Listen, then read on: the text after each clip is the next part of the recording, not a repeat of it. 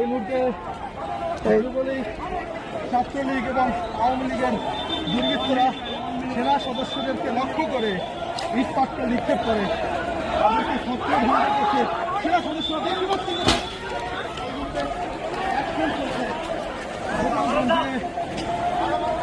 সেনাবাহিনীর যে অ্যাকশন, সেই অ্যাকশন আমরা দেখতে পাচ্ছি।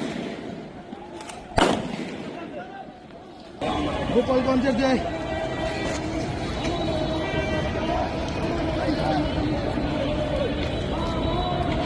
এখানে বঙ্গবন্ধু সড়ক নামে একটি সড়ক রয়েছে, সেই সড়কেই কিন্তু আমরা এমন চিত্র লক্ষ্য করছি।